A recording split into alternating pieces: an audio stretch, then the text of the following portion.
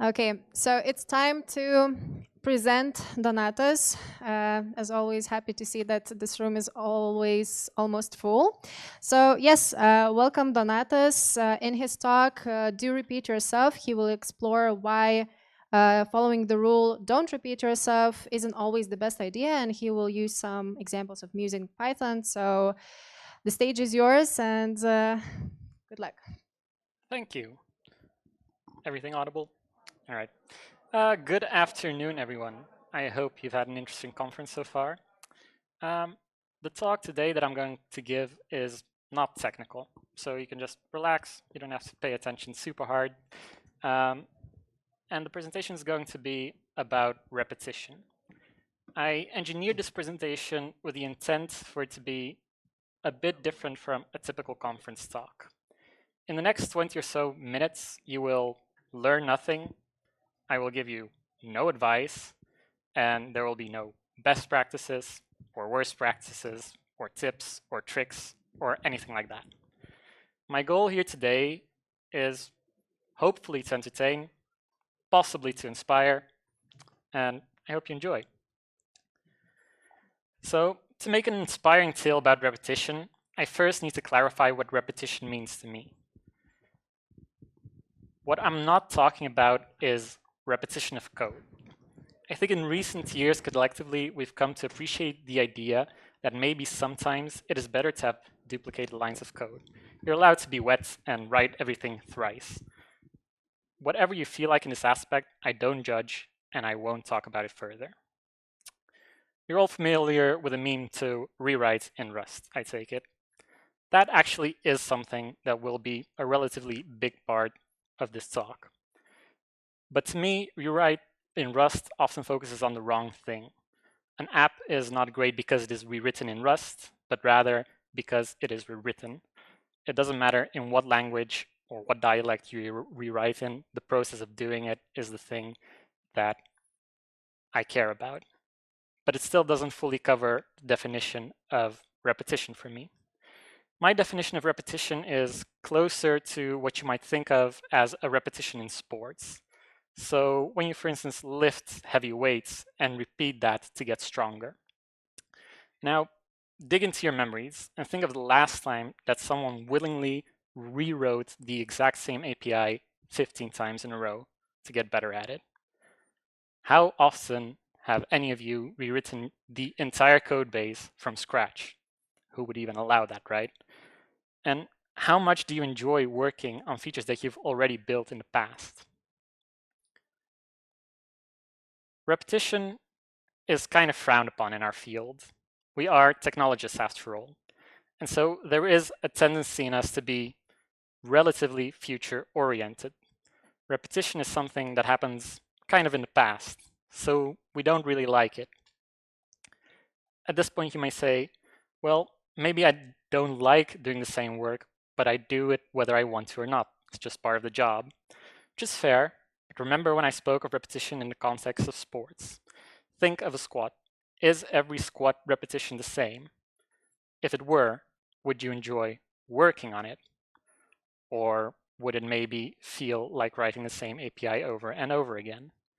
Every time you do a repetition, you do something new. You can go from A to B many times and get nothing from it. You can squat in the exact same way 1,000 times and still have poor form.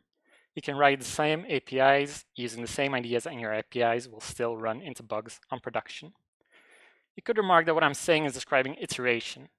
That also does not satisfy my definition. Iteration builds on the previous thing, whereas with repetition, the goal is very much to start at A and go to B and not start somewhere in between. So when I say repetition, that is roughly what I mean. It is an ambitious undertaking, and it is rarely the same as the previous attempt. All that translates to a deeper understanding of the matter, and it kind of improves our form. But what does form mean in the context of programming? For that, I will go on one final tangent that is not directly related to programming. Ask yourself, what do you get from learning a spoken language? Straightforward answer here is that you're able to communicate with more people. If you speak Spanish, you can communicate in Spain. I believe there's another big benefit that we don't often think about. Language gives you a different lens for life. Some language lacks translations for words. In German, you can construct your words very freely and it can still be grammatically correct. This is a legit German word, and it is perfectly correct. It means, it doesn't even fit on the screen, but it means something like beef labeling supervision duties delegation law. As you can imagine, this is not something you can do in every language. Languages have different strengths. I have lived in the Netherlands for a very long time, so I'm pretty good in Dutch. And the Dutch language is quite monotone, which sounds negative, but it makes it really good for deadpan delivery of jokes and sarcasm. Lithuanian, on the other hand, is far more animated, and it makes for a great way to tell stories. These qualities are very much in the vibe of the language. Care to guess what the strength of programming languages is? I'm of the opinion that programming languages are fantastic in efficiency. And when that's the realm that you live in, then it makes sense that repetition is going to feel like a bad thing. Think back to natural language. There are many ways to order words to convey the exact same meaning, but there's one that you as a person choose, the one that most expresses who you are, the one that feels most like you. When we write articles, posts, and books, we keep going back to ways we construct sentences to find that specific phrasing. But when is the last time that you went to code and found a way to code that really expresses yourself? So that is something that I've experienced relatively recently. I made a karaoke app with a bit of a twist, and I'd like to take you along in the experience of rewriting a part of this. I hope that by the end you will see what I mean when I say that repetition can be lots of fun. And let's see if you can figure out the twist.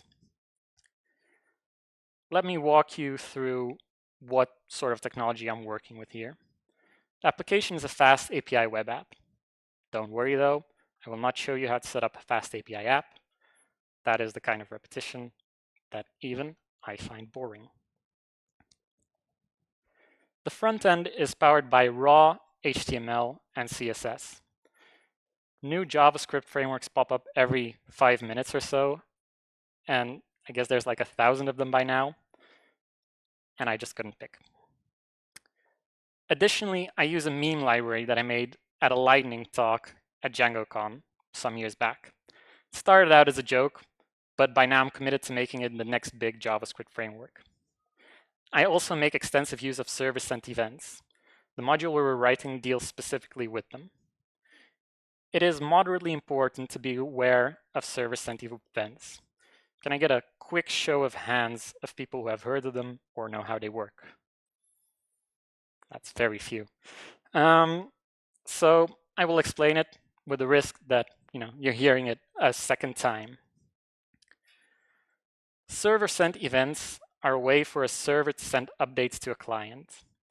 They are similar to WebSockets, but are not bidirectional. I like them because the API is somewhat easier to me. You can send structured messages to a client. The structure is pretty arbitrary, but typically you send an event name and some event data, and the client handles that. With that, let's get into some code. This is a Python conference after all. Here is what the module looked like in its previous version. I think we can all agree that this does not spark joy. For one, I did not manage to implement some pretty important features. It is under-engineered, and it does not capture the complexity of what I'm trying to do. The worst part is actually the API. Sure, technically this worked, but using it to actually make karaoke was horrible. So I went ahead, trashed the code, and started over. I'll keep it visible on the side so you can see the difference. For my karaoke app, I have 3 major requirements. First, it needs to look good. Then, it needs to play music. And finally, it needs to show the accompanying lyrics. With that in mind, let's rewrite. When you do a full rewrite, you're not bound by past mistakes. You can try something radically different. The direction you're heading in is no longer completely unfamiliar. You dare to be more ambitious. Since it's not really about the result, you can just play around. You start seeing patterns and seemingly better abstractions. You rethink ideas you had, some you keep, some you discard. The more you return to the same problem, the more it starts to make sense. Sometimes things only make sense when you see them a second time. You can fully commit to an idea and explore it. You get the feeling you're being really clever and it feels good, and you end up with something that in the moment seems amazing. Sorry, all of this is getting me a bit of a dry throat, so I'm gonna have some water. You can admire the code.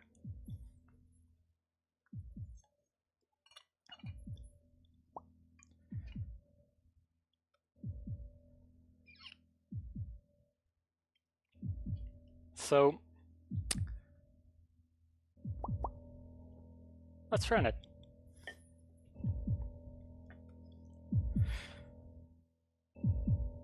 And I bet you did not see that coming. Repetition always has a way of surprising you. Sometimes it is an astounding success, other times it ends in utter failure. And all of this kind of reminds me of something. I've experienced this rewrite relatively recently. I met a karaoke app with a bit of a twist. I'd like to take you along in the experience of rewriting a part of this. Hopefully you'll see what I mean when I say repetition can be lots of fun. Let's see if you can find the twist. Let me walk you through what I'm working with here. Sorry, the timings are a bit off. The application is a fast API web app. Don't worry though, I will not show you how to set up a fast API app. I will not put you through that kind of repetition. That would be very boring. The front end is powered by raw HTML and CSS. New JavaScript frameworks pop up every 5 minutes or so, and probably there's like 1,001 of them by now. Additionally, I use a meme library that I made at a lightning talk at a DjangoCon some time back. It started out as a joke, but by now I'm committed to making it the next big JavaScript framework. I also make extensive use of server-sent events. The module we're rewriting deals specifically with them. It is moderately important to be aware of server-sent events. Quick show of hands, who knows how they work? Not all hands are raised, so I'm just going to explain again. Server-sent events are a way for a server to send updates to a client. They are similar to WebSockets, but are not bidirectional, and you don't have to maintain a connection. I like them because the API is somewhat easier to me. You can send structured messages to the client. The structure is pretty arbitrary, but typically you send an event and some data. This can be JSON or anything. With that, let's get into some code. This is a Python conference after all. Here's what the app looked like in its previous version. I think we can all agree this does not spark joy. For one, I did not manage to implement some pretty important features. It is under-engineered and does not capture the complexity. The worst part is actually using the API. Sure, technically it worked, but using it was horrible. So I went ahead, trashed the code, and started over. I'll keep it visible on the side so you can see the diff. The karaoke app that I want has 3 major requirements. It absolutely needs music. I want the visuals to move in accordance to the music. I'm not content with them just being static. And of course, it has to display lyrics. When you do a full rewrite, you are not bound by past mistakes. You can try something radically different. The direction you are heading in is no longer completely unfamiliar. You dare to be more ambitious. Since it's not about a result, you can just play around. You start seeing patterns and seemingly better abstractions. You rethink ideas that you had, some you keep, some you discard. The more you return to the same problem, the more it starts to make sense. Sometimes things only make sense when you see them a second time.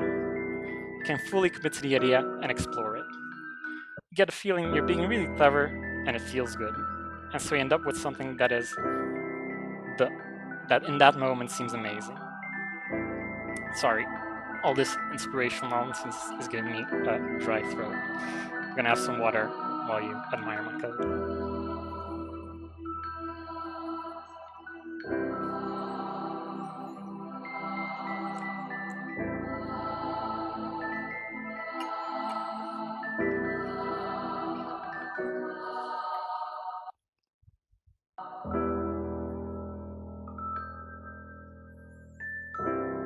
As I said, the timings are not great.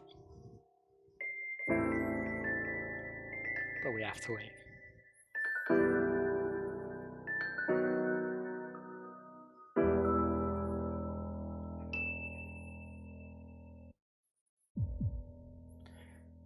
So let's run again. This time I'm going to be really safe about it.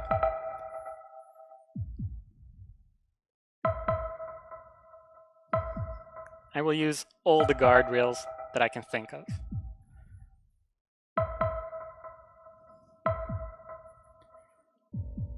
Gonna drag it out for just a little more suspense. I think you know what comes next.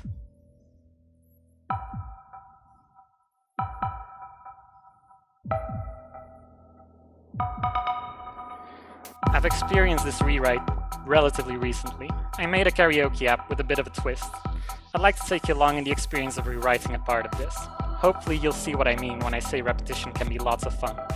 Twist is, I've been doing karaoke all along. Let me walk you through what I'm working with here. The application is a fast API web app.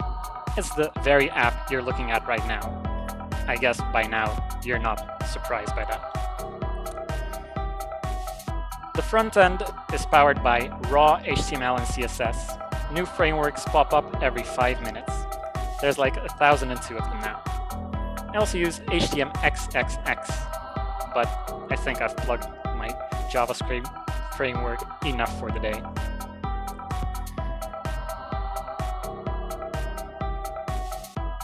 I do also make extensive use of server-sent events.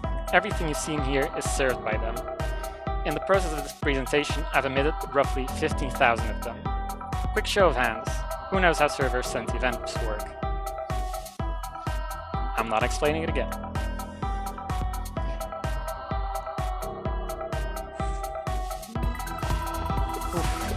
So I went ahead, trashed the code, and started over. No, that's not actually it. At this point, I'm going to deviate from the script a bit. And we're going to let this play out, have some nice animations in the background. But I'm going to get a bit meta with you. When I said I engineered this presentation, I meant that very, very literally. This entire presentation is written in Python. The slides are Python code. It is an absolute mess, but I'm convinced there's an API that I will at some point find that works for me. I generally started out with the idea to make a karaoke app, but as I revised it more and more, it seemed like such a fun way to give presentations. All the code snippets that you saw, I pulled straight from previous commits. I have rewritten this app over 10 times in the past few weeks. I've had 1,000 tabs open to research how to pull this off. In the process, I learned an incredible amount about unexpected things. I learned about audio streaming and CSS animations in ways that I had not thought of them before. I dove deep into server-sent events and explored every nook and cranny, and until the very last minute, literally up to 30 minutes ago, I was fixing bugs in this presentation because, believe it or not, it had them. It was really stressful, but in a good way. The same way it is stressful to do a dangerous climb or run a long marathon. There is this thrill of massive failure. With each iteration, my ambition for this presentation grew. There are many ideas I did not get to implement in time. I wanted SVG animations timed to the beat of music. I wanted to have this reverse effect that I could go back through slides. I wanted the slides to look nicer. I wanted the timing of my lines to be more in time with the music. I wanted to have very exact timings for everything. I had so many more jokes that would work in this context. I ran into incredibly annoying Python behavior with objects. I spent most of yesterday trying to figure out when an object is copied and when it is not. In the end, I feel passionate to return to this again and again, because while it is not productive in the traditional sense, it is a lot of fun. This is the first time I'm giving this presentation, but it certainly isn't the last. In retrospect, it is crazy to think that I can manage to live up to my ambition on the first try. So, in some time, maybe some weeks or some months, I will rewrite this again, and then probably I'll rewrite it some more after. And next year, I will submit another CFP for this exact presentation for this exact conference. Maybe on my second rep, I will have better form and technique, and I can deliver on the idea that is in my head. Or maybe I will return the year after that. One way or another, I will continue repeating myself. Thank you.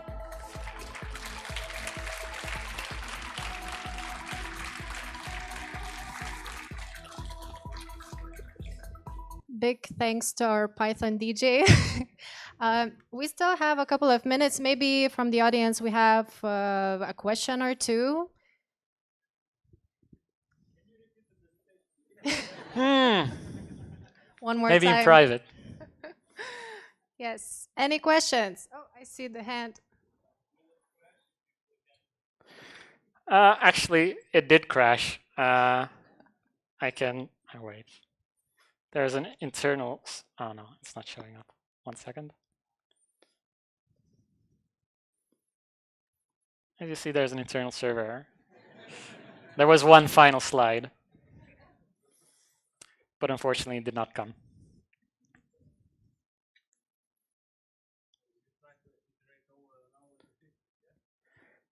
Oh man, have I iterated? The thing is, when I say I repeated it, like I really mean every time that I started over, I just completely trashed the project, because initially the idea that I had for what I wanted to make was very different from what I end up making. Like, I did not intend to have slides in Python code, but I can show you what that looks like, because it's wild. Let's see.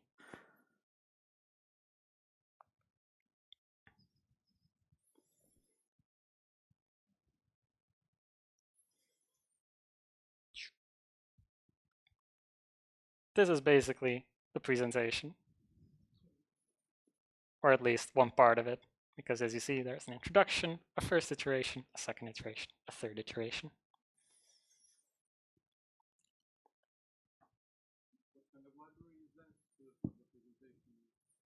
No library. It's literally HTML, CSS, and fast API, and lots of hacking. Yes? Have you ever heard of Reveal.js? I have, but it does not do what I want it to do, because one of the ambitions that I have is to stream this presentation to everyone's phones. At a previous conference, what I did at some point using service-sent events is to kind of make an orchestra out of phones. And my idea was that I would have the time to implement something like that as well here. Okay, we see, yeah.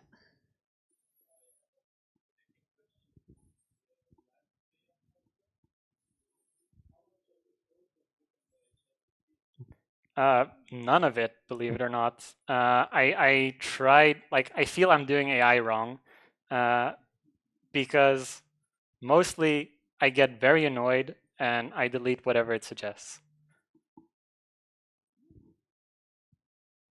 Okay, one more question. No, you have such a chance. Okay, so then thank you so much for the presenter.